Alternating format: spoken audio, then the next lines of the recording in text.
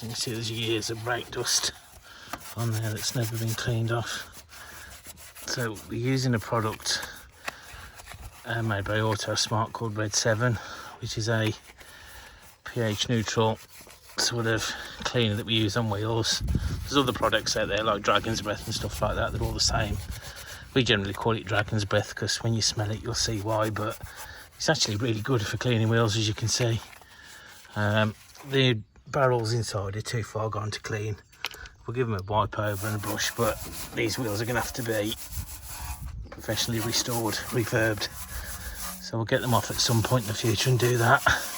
But for the moment, I'm just going to focus on just trying to get the car clean so we can see what we've got to work with.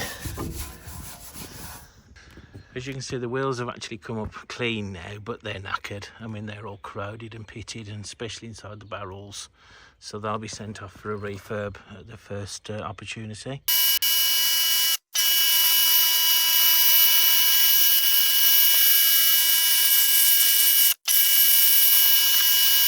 So first of all, I'm just going to give it a good snow foam.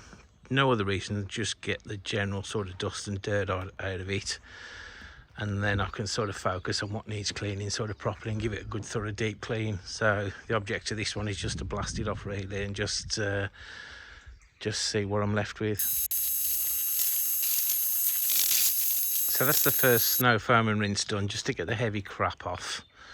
It looks quite nice and shiny when it's wet, doesn't it?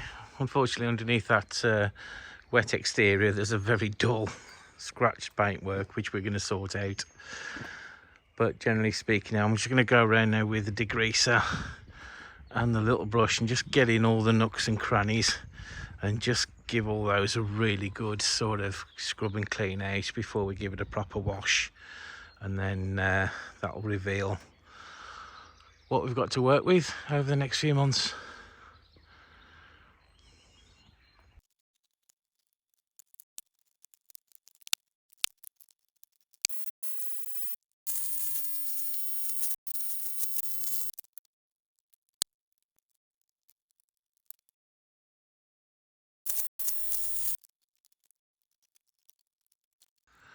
Okay, so that's the first wash done. It's getting a bit dark now, it's 25 to 7, so you can't really see the car. It's still a bit damp, so it does look still a little bit wet, so it's got that sort of wet look shine to it, which is masking all the imperfections. So I think it's going to be quite a warm night tonight, so as it dries off, we'll have a look at her tomorrow, and that'll give us an idea of if there's any rot or rust anywhere, and see what we need to get on with. But I'm quite pleased with that. I think that's washed up quite nice. Obviously we'll get those wheels refurbed and we'll do a paint correction on her, which will remove all the scratches and swirl marks and bring the paintwork back to a natural high gloss shine, and then get a graphene coating on there, and she should be starting to look pretty decent. So I've given the engine a good steam clean over now. I'm guessing I'll probably have to go again because there's still bits of dirt and shit everywhere, but starting to clean up now. Got all that dust and all that crap out of it. So I'll give it another few days, wait till the weekend possibly, then I'll go again, get back in there and start doing a bit more sort of attention to detail on the cleaning and just get it as clean as I can. And then when we get the engine out, I'll get back in and finish off and start tidying up ready. But she's getting there now.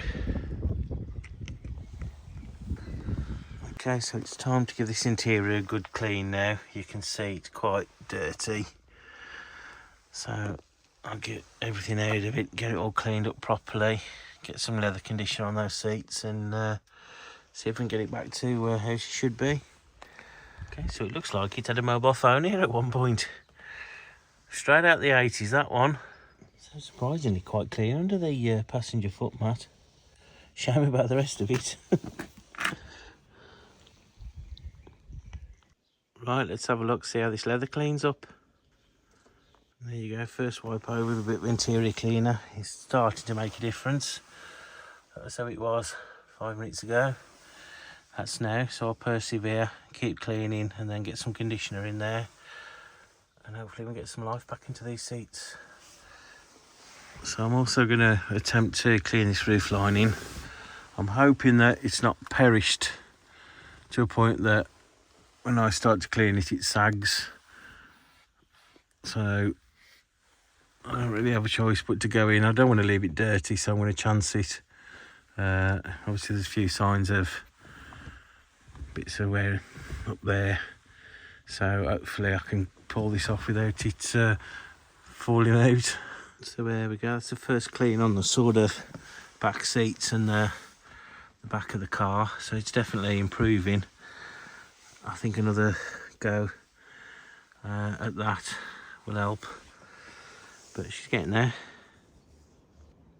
Okay, so I've gone back through the interior again and given it another thorough deep clean with some intensive leather cleaner and a good old scrubbing brush, so I'm getting all the nooks and crannies, and it's actually come up really well. I'm over the moon with that. Compared to how that looked a couple of days back, all grubby and nasty, it's come up really good. I'm really pleased. The roof lining sagged a little bit. I thought it would, so that's as much as I'm going to do with that. It's not as clean as I like, but I think if I go again on that, it's going to cause problems, so I'll leave that as it is for now. But overall, I'm well pleased. The front seat has got some dye coming off it and some signs of wear, so I probably will at some point just recolonise, re-dye the interior anyway, but for the moment I think she's fine as she is.